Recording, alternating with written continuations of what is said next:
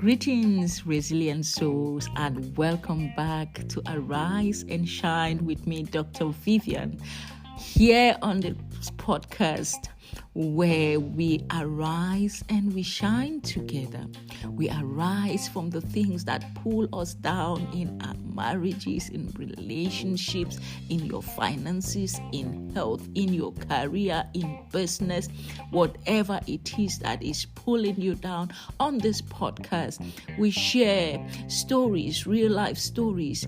We draw wisdom from biblical wisdom, and we speak to people, and we are able to help one another to arise and shine, because our better days are always ahead. If you are new to this podcast, would you like our podcast? Subscribe, and if it's making sense to you, share to others, so that let's keep spreading the news and let's keep arising and shining together.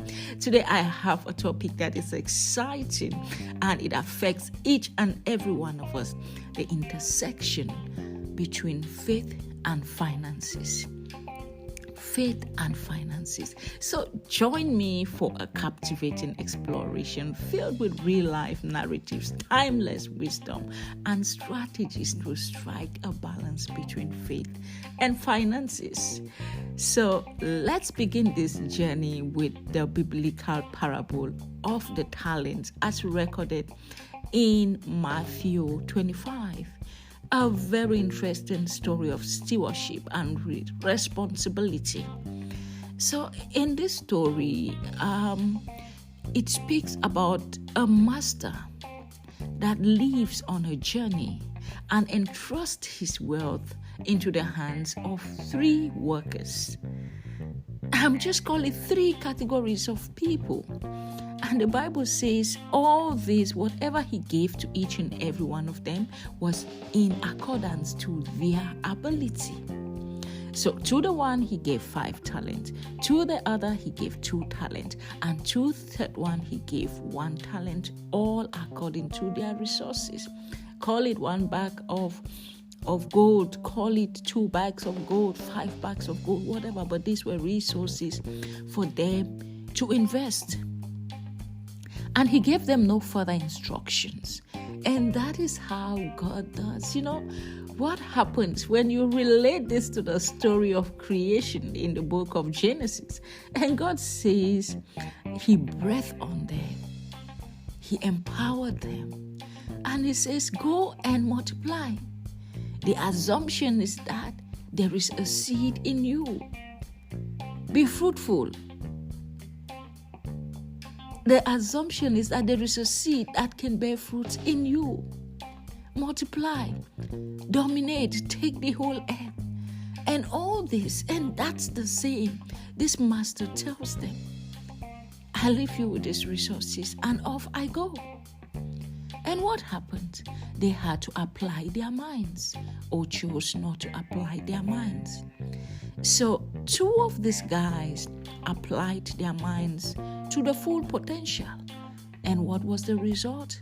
They each had 100% profits. You gave me 5 talents, I've made 5 more. You gave me 2, I've made 2 more.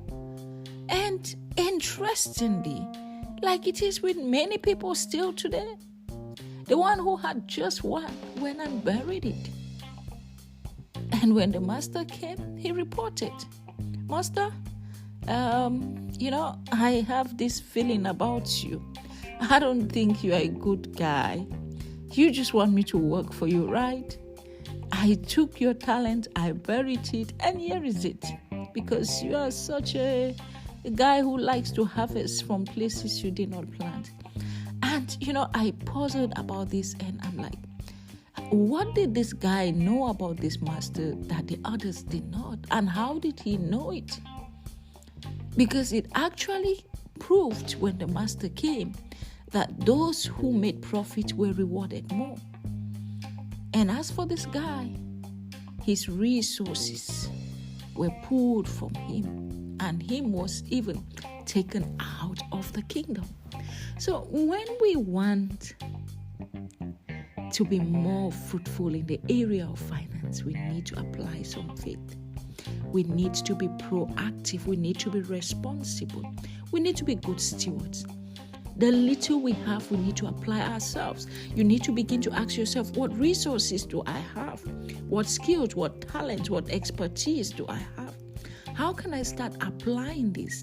It is in the application of our resources that we multiply them. It is by taking those steps of faith and saying, this is what I have and this is what I can do to apply myself. That helps us to grow. And who tells us it's always going to be a smooth road? No. Storms are inevitable on the route to growing in finances. You will experience storms if you have not already experienced them, and you will experience more storms. That is just how it is. When we look at the story of Joseph, and we see a guy who was faced with both prosperity and adversity, and you see this guy coming up with strategies.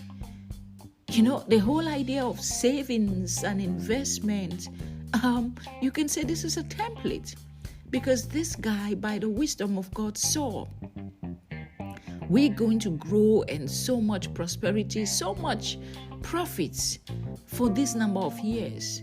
And for this number of years, we're going to make no profit in business. Put it that simple. And what did he do? Save. And that is exactly the kind of principle we want to apply with faith. I mean, you can't just spend all you earn because you believe you will always earn. There will be rainy days.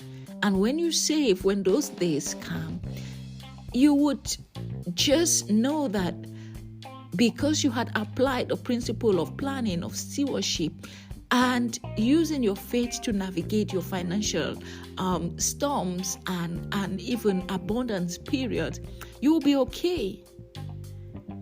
And sometimes, even if things get worse, they will always turn around. And that is exactly what Joseph did. I mean, he made sure that the resources were stored for the rainy days.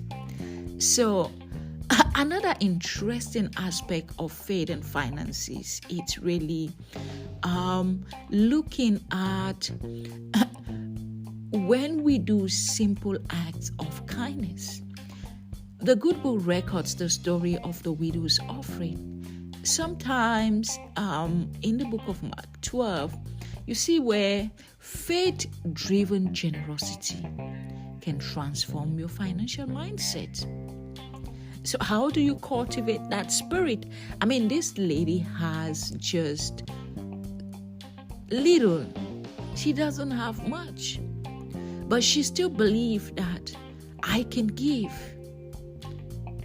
I can give even in this situation. And sometimes when we take those acts of faith, being generous even in moments when we believe we have nothing, what happens is that God takes us higher and God makes room for us. So it's important to cultivate the habit, the spirit of giving that aligns with your faith and your financial goal. And it's always important to have in place strategies for a balanced approach. You want to have practical strategies for your faith and your finances. You want to have practical strategies. You want to create a budget that aligns with your values. You want to seek wise counsel. You want to read and study and not walk in foolishness. You want to be able to look at what happens in rainy days. How do I do my proper financial planning? And while I continue to invest myself, remember principle number one, we're talking about taking that step of faith to invest whatever you have. Going ahead to look at how do I deal with challenges? How do I then begin to cultivate the mindset of planning ahead, stewardship, savings, investment, financial education. I mean, strategic financial giving, even in seasons where I am struggling. So when you begin to apply all this together, you begin to see that you can have a balance between your faith and your finances. Because there is no magic. I mean, it's all recorded in the good book. So it's been an interesting journey sharing these tips with you on faith and finances, the wisdom from the book of Matthew. And we've looked at inspirational and biblical wisdom, even of Joseph, talking about basic strategies that can help us have a balanced approach. So as we begin to wrap this episode, I want to leave you with a spark that will illuminate your path to financial harmony. So imagine your faith and finances not as conflicting forces, but as harmonious partners in your life's orchestra. From the parable of the talents to the generosity of the widow, we've witnessed how faith can infuse purpose into our financial decisions and transform our mindsets. Now, let me share a quote from Proverbs chapter 3 from verse 9. Honor the Lord with your wealth and with the first fruits of all your produce. Then your barns will be filled with plenty, and your vats will be bursting with wine. Your financial journey is not just about accumulation, it's about honoring the divine with your stewardship. As we bid farewell to this episode, I encourage you to share your stories of financial freedom, your stories of finding a balanced approach, your financial triumphs, the strategies that have brought harmony to your faith and your finances. So go ahead and subscribe. Stay connected. Let's continue to arise and shine together. Until next time, may your faith guide your finances, and may you find abundance in both.